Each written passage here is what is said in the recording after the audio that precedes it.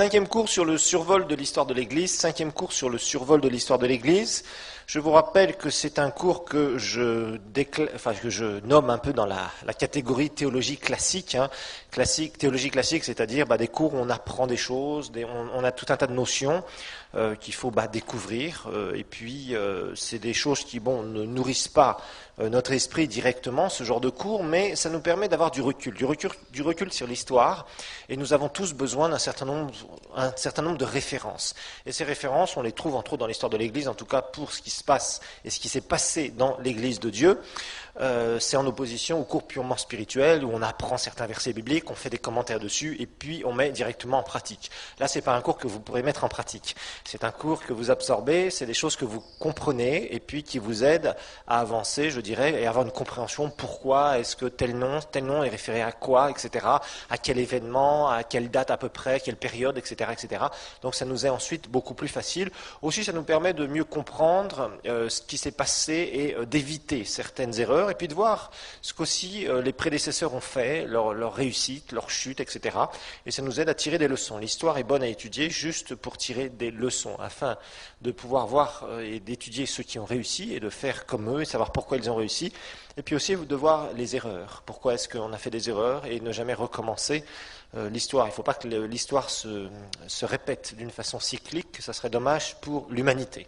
Alors, nous avons vu qu'il y avait 6 périodes de l'histoire de l'Église, l'Église apostolique, que nous avons étudiée de 30 à 100, l'Église persécutée que nous avons vue aussi, jusqu'au dernier cours. Nous allons voir aujourd'hui l'Église impériale, ensuite l'Église médiévale, l'Église réformée, l'Église moderne, et nous rajouterons à cette période, puisque les historiens en général, dans tous les livres d'histoire de l'Église, vous verrez qu'ils disent qu'il y a 6 périodes de l'Église, mais nous rajouterons, puisqu'il y a quand même quelques dizaines d'années que ces livres ont été écrits, l'histoire de l'Église contemporaine, avec un certain nombre de prédicateurs, des noms que vous connaissez ou que vous avez entendus, dont vous avez entendu je dirais quelques bribes, comme ça vous permettra d'un peu mieux situer les choses et de vous aider à voir plus clair dans tout cela, parce que sinon c'est un peu la jungle, on entend des noms à droite, à gauche, on ne sait pas à quel sein se vouer, entre guillemets.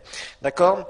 Alors nous avions vu cette première période donc de l'histoire, donc de l'Église apostolique, on va parvenir dessus, nous savons que le livre des Actes c'est le premier écrit que nous avons sur l'histoire de l'Église, puis nous avons quelques autres écrits qui nous permettent de mieux comprendre ce qui s'est passé, je ne vais pas revenir là-dessus. Ensuite, nous avions vu l'Église persécutée, là aussi je ne vais pas m'étendre dessus, on a vu que pendant presque 2 siècles, l'Église de Jésus va être persécutée, on a vu qu'il y a différentes vagues, le diable voulait utiliser cet instrument pour détruire l'Église de Dieu. Et puis, on a vu qu'il a utilisé des hommes, bien évidemment, parce que la persécution, le diable ne peut pas persécuter quelqu'un directement, il utilise les hommes. Et on a vu que, par exemple, c'était les empereurs les moins intelligents, ceux qui faisaient le moins de choses, qui s'acharnaient le plus souvent contre l'Église de Dieu. Et on a vu que cette persécution, elle était en vague. Et c'était pas sur tout l'Empire romain. Il y a eu des moments où c'était terrible, il y a eu des moments où c'était beaucoup plus calme, etc., etc. Ensuite, on a vu, il y avait différentes raisons pour cette persécution par rapport, je dirais, à l'ambiance de l'époque, toute cette idolâtrie qui était là, l'empereur était le seul roi qu'on pouvait adorer, et puis les chrétiens adoraient Jésus, Jésus le roi des rois, etc., etc. Ils étaient vus comme asociaux aussi les chrétiens, on a vu différentes raisons pour cette persécution, il y avait la suspicion, parce qu'ils se réunissaient dans des endroits, parce que l'Église n'était pas légale à l'époque, puisque nous avons vu que l'Église n'était plus judaïsante à cette période-là, et tant que l'Église était judaïsante, c'était assez facile pour l'Empire romain de dire, c'est une branche du judaïsme, ça va, nous connaissons le judaïsme, mais quand Jérusalem a été détruite en 70, là nous sommes bien après, à ce moment-là, l'Église n'était plus vraiment reconnue, elle n'avait plus de soutien juridique, plus de support juridique, elle était vraiment en l'air, et puis évidemment on a pu en profiter un maximum, entre guillemets, en profiter. Donc on a vu tout un tas d'empereurs, des bons et des mauvais, des qui laissaient relativement tranquilles les chrétiens, d'autres qui vraiment les persécutaient jusqu'au bout, les mettaient à mort, etc. Nous avons vu la notion de martyr, etc. Ensuite, nous avons vu aussi que c'était une période où il y a eu la formation du canon du Nouveau Testament. Cette expression, le canon du Nouveau Testament, on a vu que c'était l'ensemble des écrits reconnus d'inspiration divine. Et puis on a vu qu'il y a eu toutes sortes d'écrits aussi qui ont été rajoutés à droite, à gauche, et qui ne correspondaient pas à la foi chrétienne en général, contredisaient un certain nombre de choses que les apôtres et les prophètes du Nouveau Testament ont écrit, et donc ils ont été écartés. Donc petit à petit, on a commencé à réunir toutes les lettres, on a vu qu'il y avait aussi différentes écoles de théologie à l'époque, entre autres celle d'Alexandrie, d'Asie mineure et d'Afrique du Nord. Mais dans tout cela, bien sûr, il y a eu des groupes hérétiques aussi, il y a eu des hérésies, il y a eu des sectes, il y a eu toutes sortes de choses qui sont montées. Et il faut dire que, par rapport à tout cela, ça a permis aussi, parce que l'Église était dans un moment difficile, donc seulement les gens qui se donnaient au Seigneur, c'était des gens sincères, parce qu'ils savaient que le même jour, ils pouvaient mourir. Donc, ils étaient persécutés pour leur foi, et évidemment, quand vous savez que vous pouvez être persécuté pour votre foi, si vous prenez une décision pour Jésus, si vous marchez vraiment avec le Seigneur, ça veut dire que vous le faites vraiment sincèrement. Ce qui fait que quand il y avait des choses qui s'infiltraient dans l'Église de Dieu, même si l'Église n'était pas encore complètement bien organisée, il faut dire que rapidement, ces fausses doctrines étaient repoussées, les sectes étaient cataloguées. Donc ça permettait quand même d'avoir, une église qui marchait avec le Seigneur, qui était vraiment faite de gens nés de nouveau, pas de gens religieux, pas de gens qui voulaient spécialement quelque chose de la part de l'église, qui cherchaient des intérêts financiers, un pouvoir quelconque, etc., etc., etc. Et vraiment, cette période de l'église persécutée, c'est vrai que c'était très, très, très, très dur pour les chrétiens. Mais d'un autre côté, ça a permis d'avoir un message pur et d'avoir une église qui vraiment était sincère. Ce n'étaient pas des hypocrites, ce n'étaient pas des religieux, c'était des gens engagés avec le Seigneur. Parce que là, nous allons commencer cette période, cette troisième période, ce sera la leçon numéro 4 de l'église impériale. Troisième période, donc, ce sera la leçon numéro 4, l'église impériale. Et là, on va voir que les choses vont complètement changer. L'église impériale, leçon numéro 4. De 313 à 476. 313 à 476, c'est-à-dire 163 ans. 163 ans.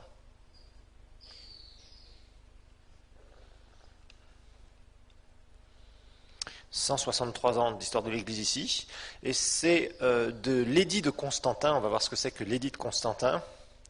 Donc cette période va commencer à l'édit de Constantin, jusqu'à la chute de l'Empire romain d'Occident. Donc commence à l'édit de Constantin, on verra que c'est la promulgation d'une loi sur le christianisme, jusqu'à la chute de l'Empire romain d'Occident, l'Empire de l'Ouest, ce qu'on appellera. Donc cette période commence à l'édit de Constantin et s'arrête à la chute de l'Empire romain d'Occident, ce qu'on appellera l'Empire de l'Ouest. On verra que c'est une période qui a été pour le bien du christianisme, mais aussi pour son mal. On va découvrir cela aussi. C'était vraiment le bien du christianisme, la victoire du christianisme, mais ça a été aussi de terribles maux pour le christianisme. Ça va être une période aussi extrêmement terrible. Alors Constantin, il va y avoir un empereur qui va gagner une bataille, qui s'appelle Constantin. Et Constantin était tout proche d'une victoire contre un rival. Il y avait un certain Dioclétien. Dioclétien, lui, il était en 305. En 305, donc, c'était quelqu'un qui était vraiment un mauvais empereur. Et il avait 4 aspirants au trône, mais il y en avait 2 principaux.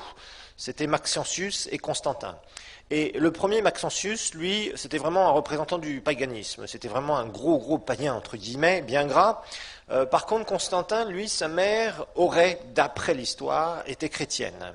Et il y avait une bataille sur une rivière tout proche de Rome qui était très décisive pour la prise de pouvoir entre ces 2 rivaux. Et Constantin raconte, c'est le témoignage qu'il donnera, il raconte avoir vu dans le ciel, juste avant cette bataille, une croix, la vision d'une croix, et à côté de cette croix, il était marqué, en latin je crois, si mes souvenirs sont bons, par ce signe tu vaincras. Par ce signe tu vaincras, c'est-à-dire par le signe de la croix tu vaincras. Okay ? Et Constantin a remporté la bataille. Et c'était une bataille décisive, et finalement Constantin a pris environ, une dizaine d'années plus tard, complètement le pouvoir sur l'Empire de Rome.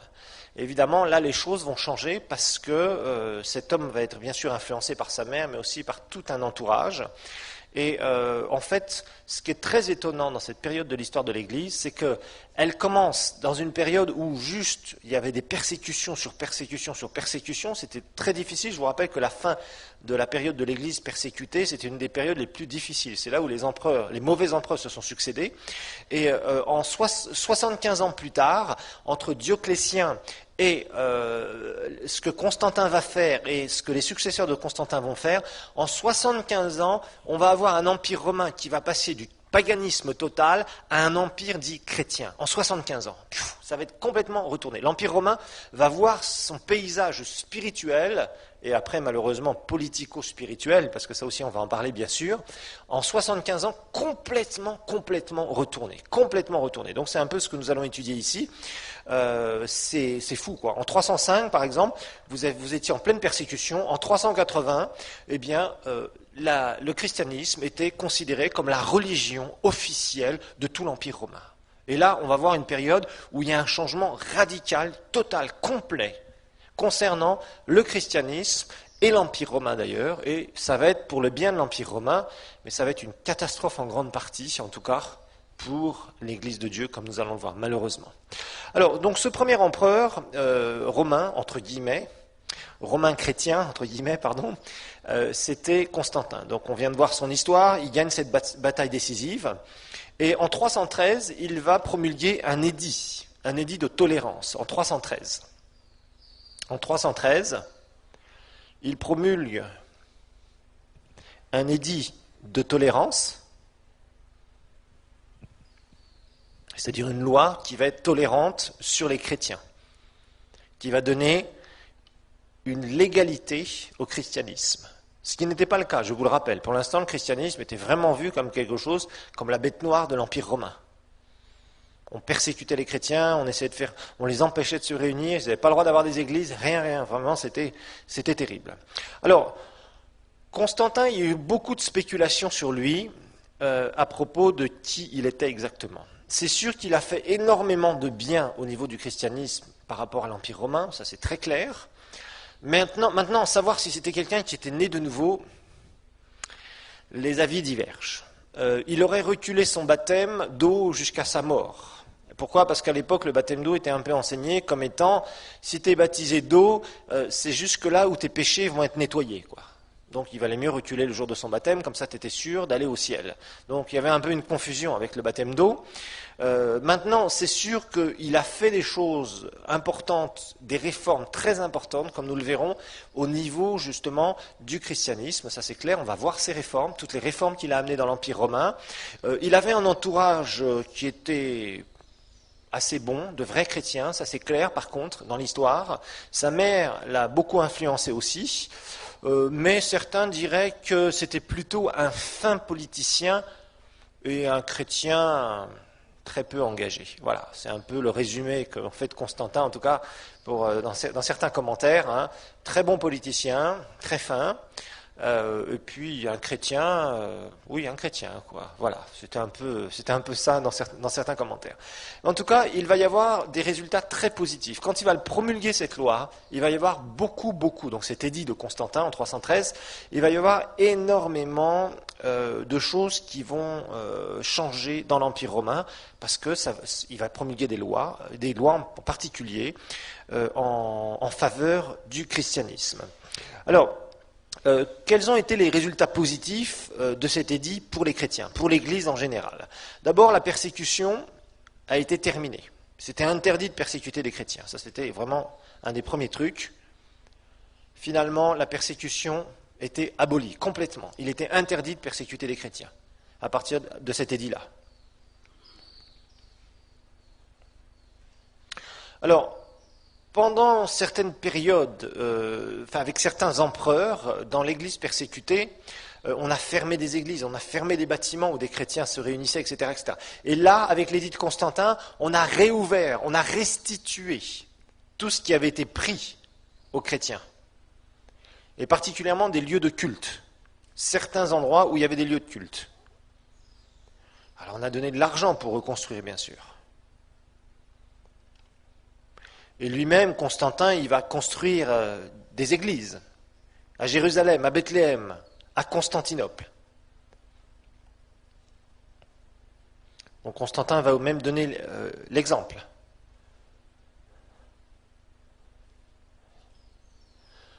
Tout ça, bon, c'était bien, on commençait à restituer, il y avait du bon, tout à fait. Ensuite, on a arrêté les sacrifices. Les sacrifices officiels n'étaient plus légaux. Ça voulait dire qu'on ne pouvait plus. Vous savez, ils faisaient des fêtes païennes. Je vous avais expliqué ça. On amenait des bêtes qu'on égorgeait dans certains endroits et on offrait ça à des faux dieux. C'était les coutumes classiques. Il y avait plein de fêtes païennes dans l'Empire romain.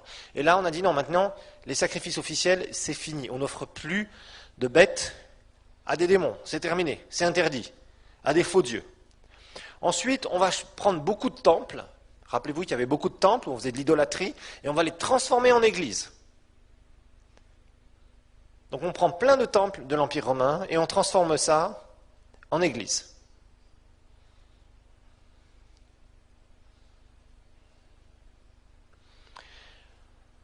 Donc on prend des biens et on dit non, ça c'est plus un temple maintenant, c'est interdit. Ça devient une église. Et puis on commence à aider les églises financièrement. L'État, l'Empire romain commence à donner de l'argent aux églises. Là on commence à glisser vers les choses mauvaises. Après, on va commencer à payer le clergé, les bishops, les pasteurs, les anciens. L'État, l'Empire romain, commence à payer les gens qui sont dans le ministère. Alors évidemment, maintenant, il y avait beaucoup de candidats pour le ministère. Et voilà, vous voyez le travers vicieux derrière tout ça. Et puis, une fois qu'on a commencé à payer le clergé, on va même donner au clergé des privilèges au-dessus de certains citoyens.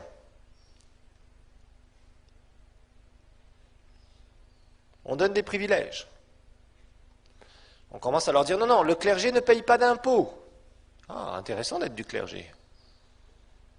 Et puis le clergé commence à avoir son propre tribunal. Il règle son linge sale en famille. Et il devient de plus en plus intouchable. Donc il commence même à avoir des juridictions propres.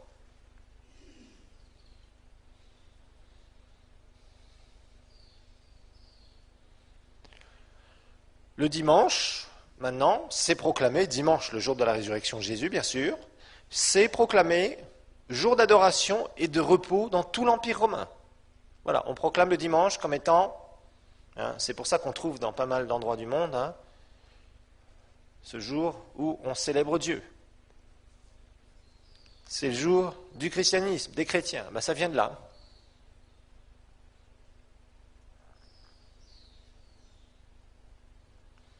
Alors, pour l'Église, tout ça, en partie, c'était très positif, mais en partie, alors qu'il y a des choses qui paraissaient très positives, on commence à voir l'État s'ingérer dans l'Église. Et là, il va y avoir un travers vicieux qu'on va découvrir petit à petit. Alors maintenant, les résultats positifs au niveau de l'Empire, au niveau de l'État. Il y a des choses qui vont changer, des choses qui étaient immorales, qu'on faisait dans l'Empire romain, qu'on va abolir. Là, on a vu des résultats par rapport à l'Église. Ok, résultats positifs en grande partie. Ensuite, au niveau de l'État, au niveau de l'Empire romain. Rappelez-vous qu'au niveau de l'Empire romain, il y avait tout un tas de trucs qui se faisaient. On mettait à mort des gens, on faisait des jeux, là, des gladiateurs, je vous ai raconté tout ça. On mettait à mort des gens, on ramenait des foules dans des stades, et puis, entre autres dans le Colisée à Rome, c'était une sorte d'immense stade, et puis on laissait des gens s'entretuer devant tout le monde, et les foules criaient. Il y avait du sang partout. Si vous avez vu le film Gladiator, c'est exactement ce qui se passait. C'est un peu romancé, bien sûr. C'est normal, c'est un film. Il faut bien qu'il y ait une belle histoire, entre guillemets, derrière. Mais il faut le dire, c'était d'une cruauté épouvantable. Et on mettait aussi des chrétiens là-dedans, je vous le rappelle. Alors, au niveau de l'État, évidemment, Constantin, il va être influencé très sérieusement par des chrétiens. Ça, c'est bien. Il aura une bonne influence sur sa façon de gouverner. Et évidemment, les chrétiens ont commencé à lui dire, écoute, il y a des choses dans l'État, ça ne va pas. Dans certaines lois, il y a des pratiques qu'on fait dans cet empire qui sont vraiment des pratiques de malédiction. Alors, la première chose qui va être abolie, c'est la crucifixion. Abolition de la crucifixion.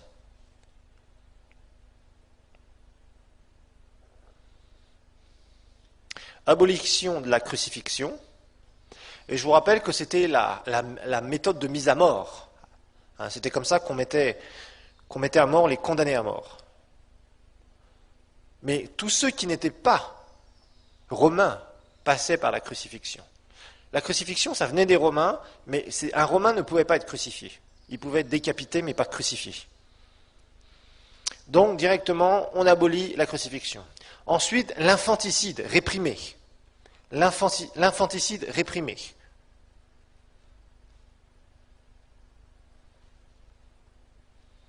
Infanticide réprimé. Infanticide, c'est de tuer des enfants que vous ne voulez pas, des bébés. Et en fait, dans l'Empire romain, c'était un droit. Tu accouchais par exemple d'une fille, tu ne voulais pas de la fille, hop, tu l'achetais. Ils étaient cruels, épouvantables. C'était un droit. Tu n'étais pas condamné pour ça, ce n'était pas un meurtre. Et il y avait des gens qui récupéraient ces petits-enfants, ou ces bébés, ils les élevaient et ils en faisaient des esclaves, et ils les revendaient. Il y avait des pratiques horribles dans l'Empire romain, c'était épouvantable. Donc évidemment, on commençait... En fait, c'était une société très barbare, l'Empire romain. Très très barbare. Les Romains avaient beaucoup de droits, mais ils profitaient un maximum, mais ils faisaient aussi des choses qui étaient vraiment des abominations devant Dieu. Donc là, il va y avoir du nettoyage, et du bon nettoyage. Ça, c'était extrêmement positif. Numéro 3, des progrès dans le droit des esclaves. Progrès dans le droit des esclaves. Rappelez-vous que c'était vraiment un cheval de bataille entre l'Église et l'Empire romain pendant plusieurs siècles, pendant 2 siècles. Parce que le christianisme voyait tous les hommes égaux devant le Seigneur. Et bien des fois, vous voyez dans les épîtres de Paul que l'esclave doit obéir à son maître, que le maître ne doit pas être trop dur avec son esclave, etc. Tout ça, c'est parce qu'il y avait des raisons. Parce qu'à l'époque, le maître avait le droit sur l'esclave, le droit de mort, de vie ou de mort sur l'esclave. Si un maître voulait se débarrasser d'un esclave, il disait voilà, on va te tuer, puis c'est fini. Et on le mettait à mort. C'était comme ça que ça se passait. Et là, il y a vraiment un progrès qui est fait. Mais bon, ça ne s'est pas fait du jour au lendemain, petit à petit. Il y a eu cette abolition de l'esclavage, mais c'était lent. Rappelez-vous qu'environ 50% à l'époque, quand Constantin va promulguer son édit, à peu près 50% des habitants de l'Empire romain, rappelez-vous l'Empire romain, c'était toute l'Europe du Sud, le Moyen-Orient et l'Afrique du Nord. Tout cet empire-là qui représentait environ 300, peut-être un peu moins, 175 millions de personnes, environ à 200 millions de personnes, on n'est pas tout à fait sûr des chiffres, eh bien la moitié étaient des esclaves environ. On estime à cela. Donc vous imaginez, il y avait la moitié d'une population qui avait un droit de vie ou de mort sur l'autre moitié. Donc on a commencé à abolir ces choses. Ensuite, 4e chose, interdiction des combats des gladiateurs. Interdiction des combats des gladiateurs. Rappelez-vous, les gladiateurs, c'était des gens qui se mettaient à mort. En fait, c'était des gens qui étaient condamnés à mort, des esclaves, qu'on entraînait à fond, et on leur disait maintenant tu vas te battre dans l'arène. Donc soit tu seras tué, soit tu tues l'autre. C'était comme ça que ça fonctionnait. Et il y avait des jeux du cirque. Si vous lisez Astérix, vous verrez ça, ils ont romancé ça, mais c'était exactement ce qui se passait. Exactement ce qui se passait. On mettait à mort des gens comme ça. Donc là, petit à petit, alors ça ne s'est pas fait du jour au lendemain. Il est dit que ça a été complètement respecté à partir de 404. Rappelez-vous que l'édit de Constantin est en 313. En 404, c'est-à-dire pratiquement 90 ans plus tard, ça a été vraiment complètement respecté. Ça a mis du temps, ces réformes. C'était toute une population. Et il n'y avait pas les moyens de communication d'aujourd'hui. Donc ça a mis quand même du temps à se réformer. Mais ça s'est fait. Alors maintenant, le côté négatif. Le côté négatif. Côté négatif de l'édit de Constantin.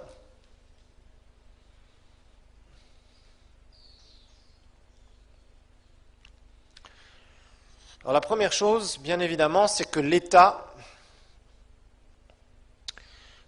christianisme devient vraiment une association entre l'État et le clergé.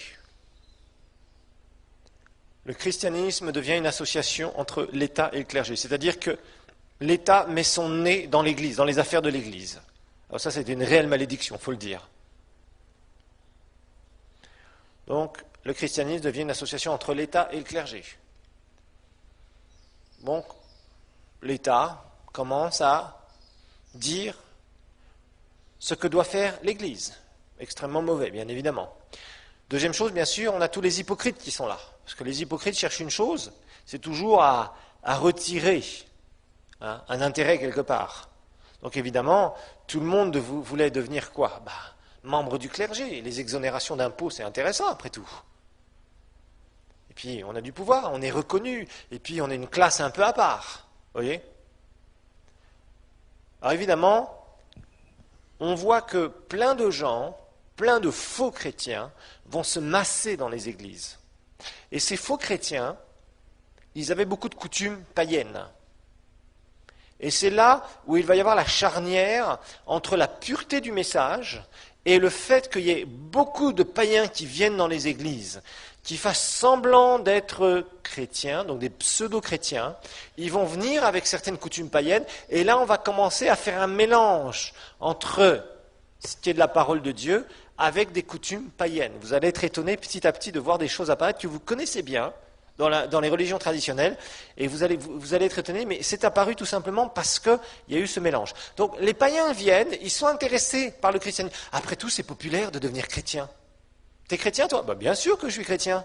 Vous voyez, il y a toute cette mentalité qui s'installe, extrêmement mauvaise.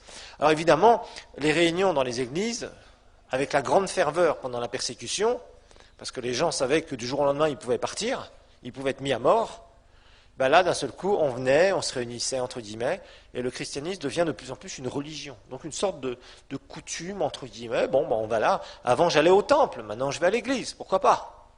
Vous voyez, les gens commencent et se mélangent, et ça devient absolument terrible.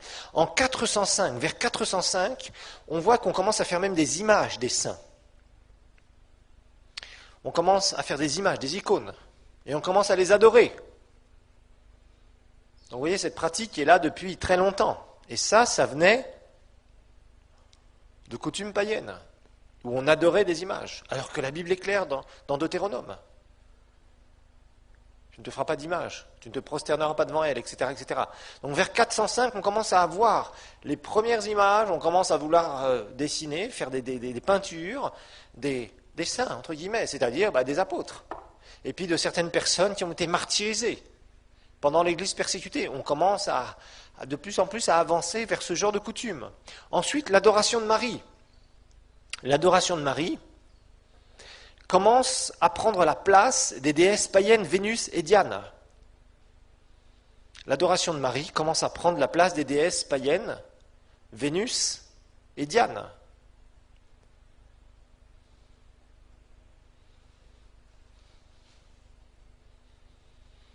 L'adoration de Marie commence à prendre la place des déesses païennes Vénus et Diane. Pourquoi ? La question était simple. La question était la suivante. Dans toutes ces religions païennes, rappelez-vous, là on est en train de faire un mélange. Les gens commencent à rentrer, les gens qui sont de coutume païenne commencent à rentrer dans les églises parce que ça devient une mode d'être chrétien. Et puis on peut avoir des privilèges. En tant qu'église, on peut avoir des privilèges. En tant que clergé, tu peux avoir des privilèges. Donc pourquoi pas rentrer dans les ordres, entre guillemets. Et chez les païens, c'était simple. Il y avait des dieux mâles, il y avait des dieux qui avaient enfanté des dieux, et il y avait aussi des dieux femelles. Et dans le christianisme, il y a quelque chose qui manquait. Il y avait Dieu le Père, Dieu le Fils, mais il n'y avait pas Dieu la Mère. Et là, ça posait un problème. Et alors, comme on était mélange de Bible, de paganisme, de tout ce qu'on veut, voilà, on a commencé à déifier Marie. Voilà, on a dit, c'est elle qui a engendré Dieu le Fils, donc c'est elle, Dieu la Mère. Donc, on va la vénérer, etc., etc. Vous voyez, toutes ces choses-là, c'est pas venu du jour au lendemain, c'est petit à petit. Vous savez, en fait, le diable était en train de faire quoi ? La première arme que le diable a utilisée, j'arrive à éliminer celui qui me défie, celui qui chasse mes petits copains, celui qui fait des guérisons, qui fait reculer mon royaume, et que je n'arrive pas à toucher avec le péché, si j'arrive à l'éliminer physiquement, je serai tranquille. Manque de chance pour lui, nous l'avons vu dans l'identification, il s'est pris la dérouillée de sa vie, il s'est pris la défaite inimaginable qu'il n'attendait pas. Jésus ressuscite, et là il va se révéler en esprit à tout homme. Le diable là se retrouve complètement par terre. Puis, d'un seul coup, alors qu'il pensait avoir éliminé Jésus, d'un seul coup, ces petits Christ chrétiens commencent à parler de Jésus partout et son royaume commence à perdre de plus en plus des gens. Donc Satan utilise la deuxième arme. La deuxième arme, c'est quoi ? La persécution. Et plus il persécute, plus les chrétiens répandent la bonne nouvelle partout. On a vu l'église d'Antioche, on a vu partout. Et plus, en fait, le christianisme s'est beaucoup répandu à cause des persécutions. Nous l'avons vu. Là, il veut utiliser une troisième arme. Une arme beaucoup plus subtile. Si vous prenez de l'eau pure et que vous mettez de la poudre quelconque dedans qui se dilue bien dans l'eau, rapidement votre eau va devenir trouble. Et c'est exactement l'arme qu'il a utilisée ici. C'est-à-dire qu'on avait le message. Bon, ok, on a essayé de brûler les Bibles, toutes les Bibles. Vous vous rappelez, il y a un empereur qui a essayé de faire ça. Mais il y avait des chrétiens qui ont gâché la parole de Dieu. La parole éternelle de Dieu, qui pourrait la détruire. Donc partout, il y a tout le temps eu des histoires où Satan a essayé de tout faire pour persécuter. Et rappelez-vous qu'avant que Constantin ne prenne le pouvoir, quelques dizaines d'années avant, c'était là où il y a eu les pires persécutions dans l'Empire romain. Rappelez-vous de cette période. L'Église persécutée vers la fin. Nous l'avons vu. Et en fait, là ici, le diable va utiliser une autre arme. Il va utiliser l'arme de « je te rajoute des doctrines à la vérité, je salis ton eau ». Et ton eau va devenir très sale. Et le message, on va voir, de plus en plus, va perdre sa force, sa puissance. On ne va plus parler d'une rencontre personnelle avec Jésus, d'un salut pur, d'une repentance sincère, de vraiment une transformation de vie, mais on va commencer à faire du message de l'Évangile une religion, avec des préceptes, avec il faut faire, il ne faut pas faire, il faut faire tel sacrement, il faut faire tel... Parce que le paganisme est en train d'entrer dans l'Église de Dieu, et ça devient quelque chose qui est à la mode. Et voilà l'arme subtile que Satan va utiliser. Par exemple, la Sainte Seine. La Sainte Seine va devenir un sacrifice, au lieu d'un mémorial. La Sainte Seine va devenir un sacrifice. Et on aura une doctrine qui s'appelle la transsubstantiation, qui va être consacrée d'ailleurs beaucoup plus tard, au XIIIe siècle. Donc la Sainte Seine va devenir un sacrifice. On va dire que dans la coupe, le vin se transforme en sang, et le pain qu'on a béni, eh bien, il se transforme en chair, parce que Jésus a dit « ceci est ma chair et ceci est mon sang ». Et ça vient du fait qu'ils avaient l'habitude. Ces gens qui venaient des coutumes païennes, ils offraient des sacrifices. Et là, il leur fallait quelque chose de matériel sous les yeux. Du sang, parce que les coutumes païennes, c'était des idolâtries. Ils adoraient les idoles et ils faisaient couler du sang. Et ils faisaient des sacrifices. Rappelez-vous, c'est un sacrifice de sang perverti. Ils adoraient ça. Ils adoraient les démons au travers de ça.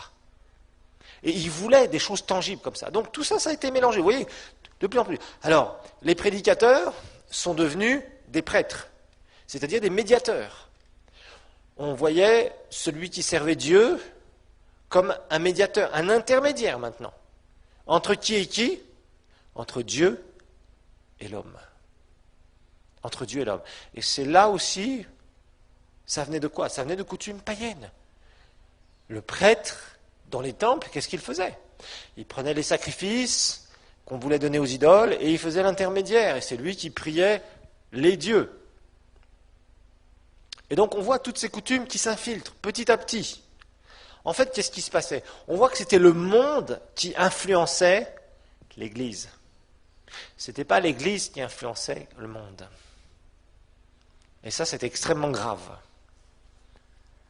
Et franchement, ça a été, pour certains chrétiens qui étaient sincères, ça a été un drame. Ils ont vécu ça comme un drame, parce qu'ils ont vu la décadence, la réelle décadence de l'Église de Dieu. Le péché, l'idolâtrie, tout ce qui allait contraire aux lois spirituelles, pures et saintes de la parole de Dieu, de la nouvelle alliance, qui était bafoué, et c'était bafoué au grand jour. Comme si de rien n'était, au contraire, sous le couvert de ce que finalement, eh bien, le christianisme est devenu quoi ? La religion officielle de l'Empire romain. Voilà ce que le christianisme devenait dans cette période-là.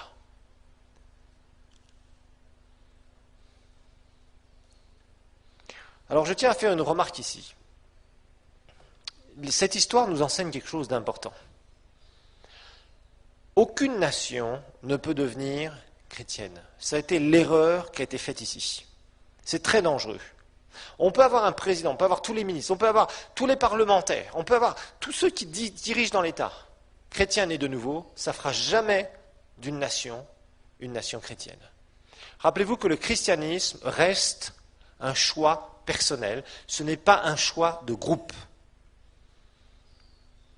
Ce n'est pas un choix territorial, c'est un choix personnel. Chaque individu doit choisir pour lui-même s'il se repent de ses péchés et qu'il accepte Jésus. Bien évidemment, plus vous avez des gens qui sont sauvés et sanctifiés, et je dirais purifiés et transformés, et qui ont des responsabilités importantes dans un État, plus cet État en aura un bénéfice. Maintenant, on ne gouverne pas au nom de Dieu. Ça, je tiens à vous le dire. Quand quelqu'un commence à gouverner au nom de Dieu, il n'y a plus d'onction royale aujourd'hui. L'onction royale, c'était réservé dans l'Ancien Testament pour les rois. Mais dans le Nouveau Testament, l'onction royale, c'est chacun de nous qui l'avons. La Bible nous le dit, que nous sommes des rois et des sacrificateurs. Mais nous ne sommes pas des rois sur un territoire, c'est-à-dire un territoire physique d'un pays. Nous sommes des rois et des sacrificateurs sur le propre territoire de notre vie. Et c'est là où nous devons amener l'influence du royaume de Dieu dans notre vie. C'est ça où est la différence. Et il ne faut pas faire d'amalgame, parce que ici, Constantin a fait un amalgame. Il a commencé à promulguer et à dire, voilà, maintenant, rapidement, et ses successeurs, c'est la même chose, ils ont été exactement dans le même courant. Le christianisme, c'est la religion officielle, c'est-à-dire que tout le monde doit être chrétien. Évidemment, si c'est une loi, qu'est-ce que vous en faites? Ou si c'est entre guillemets un devoir, ou si on vous force. C'est comme avec la religion musulmane. Les musulmans disent, notre pays est un pays musulman. Donc ils forcent les gens à devenir musulmans. Et être forcé à faire quelque chose, ce n'est pas quelque chose que tu fais avec ton cœur. Et rappelez-vous que le vrai christianisme, c'est une question de relation, ce n'est pas une question de religion, ce n'est pas une question de territoire, ce n'est pas une question, je dirais, on ne peut pas être assimilé à un groupe. Individuellement, nous sommes sauvés. Ensuite, nous nous regroupons en église locale. Mais en aucun cas, nous pouvons dire et nous pouvons déclarer qu'un État, même si vous avez 90% des gens qui sont sauvés, on peut pas dire que c'est un État chrétien. Non, absolument pas. Il ne faut pas tomber dans ce travers-là, parce que malheureusement, et je sais que, vous voyez, il y a quelques années, on a eu des influences sur les histoires de réconciliation, où il y avait des gens qui n'avaient rien fait, qui demandaient pardon pour ce que les autres avaient fait, etc., etc. Je suis désolé, ça c'est pas scripturaire dans le Nouveau Testament. Et je me souviens, qu'est-ce que j'avais comme ennui à enseigner contre ça? On racontait toujours, oui, pasteur Olivier, il enseigne contre ça. Ben oui, parce que c'est pas scripturaire, je suis désolé. On est obligé de rester sur la parole de Dieu. Ensuite, on a eu des histoires de doctrine où il fallait chasser des démons chez tout le monde. Tout le monde était possédé, il fallait que tous les chrétiens passent à la moulinette de la délivrance. Et je suis désolé, c'est pas scripturaire non plus. Maintenant, c'est passé ces trucs-là. Mais 10 ans en arrière, c'était constamment ce genre de trucs qui ressortait. Et les gens couraient après ce genre de réunion. Bon, aujourd'hui, on a un peu partout. Ça devient à la mode d'ailleurs, un peu dans différents pays. Il suffit qu'il y ait certains présidents ou certains ministres qui soient sauvés. Ça y est, on commence à dire le Seigneur a un plan spécial pour cette nation, pour qu'elle soit chrétienne. Etc. Non. Aucune nation n'est chrétienne, désolé. Nous prêchons l'Évangile. Nous prêchons Christ. Président sauvé ou pas président sauvé, ça ne change rien, je dirais, au niveau de la nation, dans le sens où on peut décider. Un président sauvé ne dirige pas, au nom de Dieu, la nation. Je suis désolé de le dire. Je ne vois pas ça dans le Nouveau Testament. Un ministre, il ne va pas diriger son département en disant non, moi, je dirige au nom du Seigneur Jésus. Un directeur, c'est la même chose. Tu ne diriges pas au nom du Seigneur Jésus. Je tiens à te le dire. Maintenant que tu écoutes le Seigneur dans ta vie personnelle en disant « Seigneur, il y a un problème, qu'est-ce qu'il faut que je fasse ?» Tu reçois la solution. Mais quand tu te présentes devant le peuple, tu ne vas pas dire « Ce matin, j'étais en prière, mes chers amis, et j'ai reçu... Le Saint-Esprit m'a dit ça. » Les gens ils vont dire « Le Saint-Esprit, il est complètement fou, ce type. » Et c'est normal. Ce sont des païens. Vous voyez, vous recevez des choses, oui, et c'est ce que vous faites qui est important. Et il y a des gens qui viendront vous voir en vous disant, mais vraiment, vous, monsieur le ministre, vous savez quelque chose qu'on n'a jamais vu ici. Et c'est là, après, vous parlez du Seigneur, individuellement. Mais vous ne pouvez pas, au nom de l'État, parler de Jésus et gouverner au nom de Jésus dans un État. Ce n'est pas possible. Je tiens à le dire. Il y a le président du Bénin qui est sauvé aussi. Le président du Bénin a été très surpris, d'ailleurs, d'être élu. Très, très surpris. Il ne s'y attendait pas, il a été élu président. Et là, il est en train de gouverner. C'est pas chose facile. Mais nous avons aussi le président de Zambie qui a été sauvé. Allez voir l'histoire. Ça s'est pas très bien terminé. Donc il faut comprendre le rôle de chacun. D'accord ? Constantin, il a joué un peu le règne de Dieu sur la terre. Celui qui viendra régner sur la terre, c'est Jésus. Il viendra pendant le millénium, dispensation, il viendra établir son royaume. Là, c'est Dieu qui régnera tout à fait. Et la théocratie qui sera établie sur la terre pour un temps. Ensuite, il y aura d'autres événements que vous étudierez dans dispensation. Et là, ce sera le règne total de Dieu. Il sera tout en tous. Mais ce n'est pas le cas pour l'instant. Pour l'instant, nous ne sommes pas dans cette dispensation. Et là, Constantin a fait une erreur magistrale. Alors, avait-il été influencé par un entourage qui peut-être avait vu tellement de persécutions et voulait contrebalancer? Vous savez, les hommes réagissent. Quand quelqu'un souffre, il a envie de réagir positivement de l'autre côté. C'est bien, mais là, c'était excessif. Et c'est bien, il y a eu d'excellentes réformes dans l'Empire romain à cette époque-là, qui ont été très bonnes pour les êtres humains. Mais ça a été terrible pour l'Église de Dieu. Plein de gens qui se massent, plein de paganisme qui rentrent dans le message de l'Évangile, et ça va devenir une religion. Et les vrais chrétiens commençaient à disparaître de la scène. Ce n'étaient plus eux qui dirigeaient dans les églises. C'était plus eux qui pouvaient vraiment dire certaines choses, prêcher vraiment la saine doctrine, prêcher sans le compromis, etc., etc., parce qu'il y avait du compromis de partout. Et au milieu de ça, il y avait une masse de chrétiens qui se sont dit, mais c'est pas possible. Et des gens devaient en souffrir très sérieusement. Et ils en souffraient très sérieusement, en tout cas pour les chrétiens très sincères. Alors, il y avait donc, dans cette union donc, entre l'Église et l'Empire, donc et l'État, eh bien, en fait, il va y avoir deux mots du mal, des mots qui vont commencer à émerger, parce que l'Empire romain va se diviser. Il va se diviser petit à petit. Et en fait, dans les provinces de l'Est de l'Empire, c'était l'État qui dominait l'Église.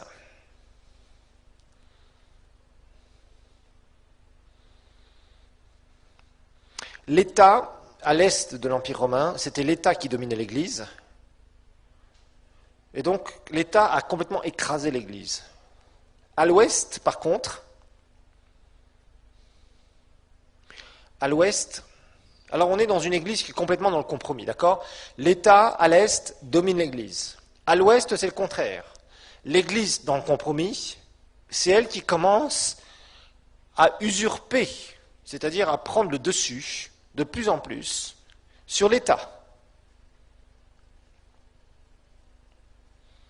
Et à l'Ouest, l'Église va devenir une machine politique, petit à petit, pas du jour au lendemain. Donc à l'Est, c'est l'État qui écrase l'Église. L'État dit à l'Église, tu dois faire ça, tu dois faire ça, tu dois faire ça. L'Église est dans le compromis. À l'Ouest, l'Église est dans le compromis, mais l'Église a compris qu'elle peut dominer sur l'État. Donc devenir, au travers de la religion, devenir un immense pouvoir politique. Et c'est ce qu'elle va devenir d'ailleurs. Alors maintenant, la fondation de Constantinople. Fondation de Constantinople. Alors à l'époque, rappelez-vous, Rome était la capitale de l'Empire romain. Mais Rome avait un certain nombre d'inconvénients qui ne plaisaient pas à Constantin. Rome, d'abord, c'était vraiment le symbole de l'idolâtrie. Donc Constantin, lui, voulait du christianisme partout, voulait que tout son empire transpire le christianisme. Donc il voulait un peu mettre un trait sur le passé. Donc Rome, c'était vraiment le symbole du paganisme. Mais Rome aussi avait un autre problème, c'était que c'était une ville qui était très attaquable, facilement prenable. Alors Constantin, il s'est décidé, il a pris une autre capitale, c'était pas trop loin, c'était ce qu'il a appelé Constantinople, c'était Byzance à l'époque, et aujourd'hui c'est Istanbul, en Turquie. Donc c'était Byzance à l'époque, avec un Y, Byzance. Il a appelé cette capitale Constantinople, de son nom. Et cet endroit, cette ville aujourd'hui, elle s'appelle Istanbul, parce qu'entre-temps, il y a eu les musulmans qui sont passés après, bien évidemment.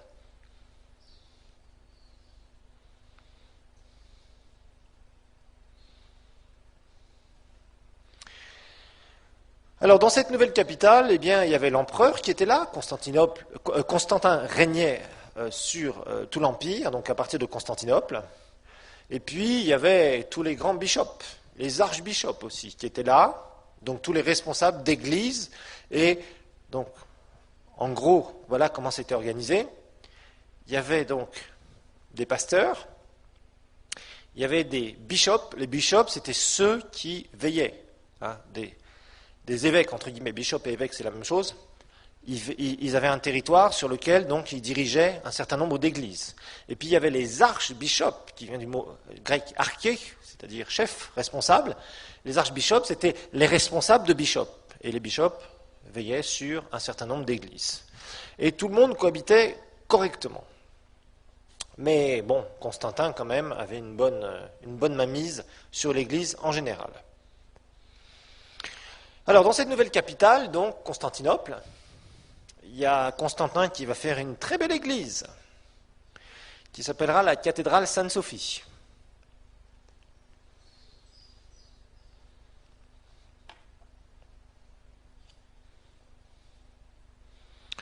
Alors la cathédrale Sainte-Sophie, elle a été brûlée un peu plus tard, elle a été reconstruite au VIe siècle, et puis les Turcs vont envahir toute cette partie de l'Europe, et au XVe siècle, ils vont en faire une mosquée, jusqu'à la Première Guerre mondiale.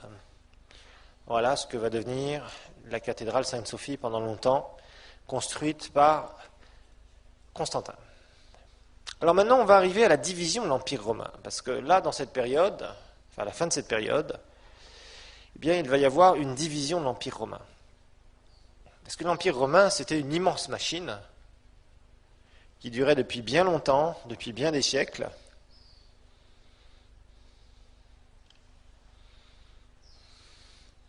Et unifier un tel empire, c'était pas facile. Surtout le garder aussi uni pendant aussi longtemps.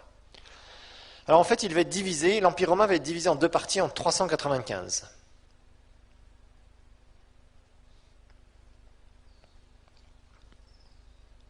En 395, il va y avoir la division de l'Empire romain. Il y avait la partie Est. La partie Est, qui avait pour capitale Constantinople. Et la partie Ouest, c'était Rome. Donc l'Est de l'Empire, ça va être Constantinople, la capitale. Je vous rappelle que c'est Istanbul aujourd'hui, capitale de la Turquie. Et puis, à l'ouest, on va voir Rome. Alors la partie Est était plutôt grécophone, c'est-à-dire qu'ils parlaient grec. Et la partie Ouest, c'était le latin.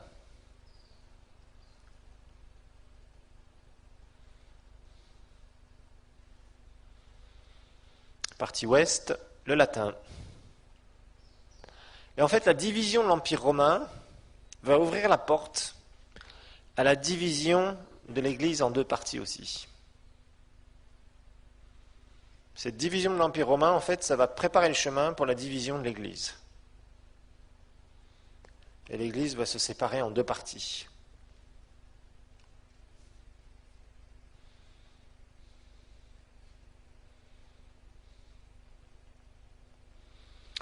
Alors dans cette période-là, vraiment, l'idolâtrie va être combattue. Tout ce qui est paganisme, idolâtrie, Constantin et ses successeurs, vraiment, ils vont vraiment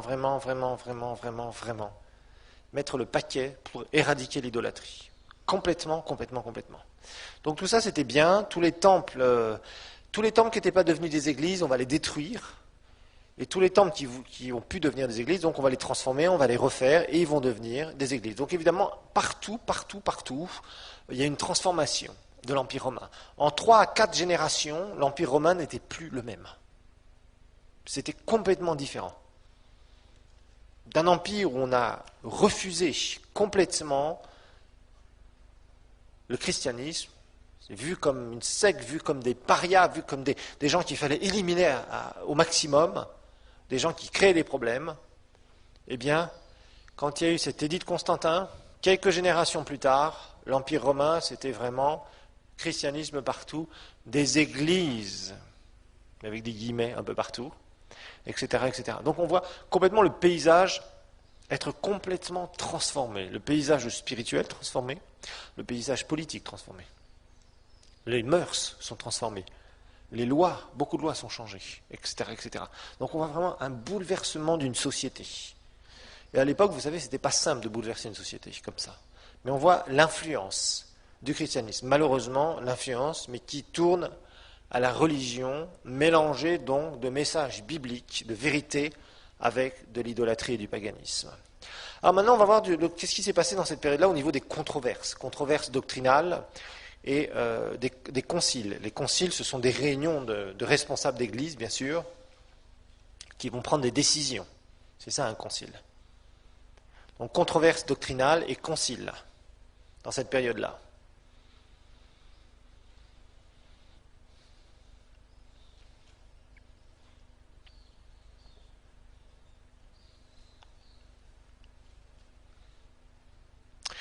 Alors je vais vous montrer un certain nombre de choses qui vont être attaquées, des vérités bibliques qui vont être attaquées dans cette période-là. Parce que tant que l'Église était persécutée, elle se battait pour sa foi, elle se battait pour son existence, elle gardait vraiment la saine doctrine qui venait de l'héritage des apôtres. Quand l'Église va être reconnue comme une institution, eh bien, évidemment, il va y avoir des divisions, des controverses, il va y avoir toutes sortes de trucs qui vont s'infiltrer. Le diable a encore continué à semer des saletés. Évidemment, comme il y a des cœurs et des têtes ouvertes à ce genre de trucs, sa semence prend racine quelque part. Alors il y a 3 controverses majeures dans ces temps-là. 3 controverses majeures.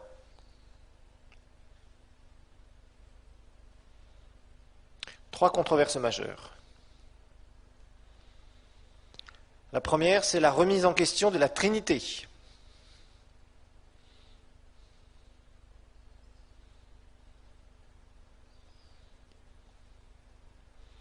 La remise en question de la Trinité par un certain Arius, qui a vécu en 318.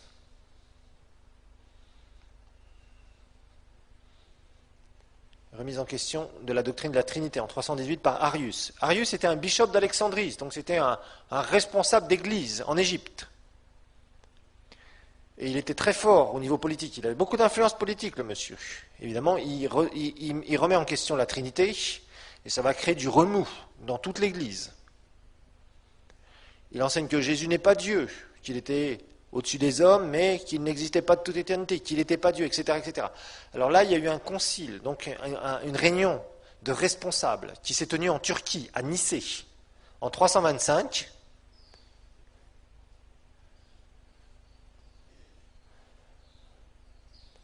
Et justement pour parler de cette fausse doctrine, pour parler de la remise en question de la Trinité, ce n'était pas une bonne doctrine, une vraie doctrine. Ensuite, il y a une remise en question, une autre controverse, c'était la remise en question de l'humanité de Jésus. Donc, Trinité, et en même temps remise en question de divinité de Jésus, par Arius. Deuxième controverse dans cette période-là, en 360, on remet l'humanité de Christ en question. C'est un certain Apollinaire, c'est un bishop de Laodicée en Asie mineure, qui a commencé à prêcher ce genre de choses, et ça a commencé à se répandre.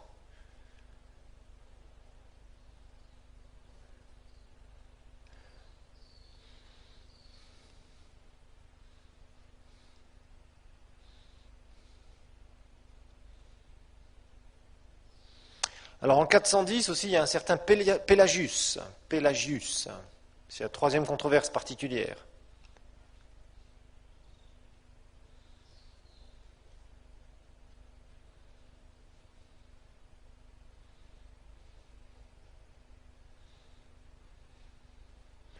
Lui, il remettait certaines choses à propos du salut et du choix de l'homme par rapport au péché.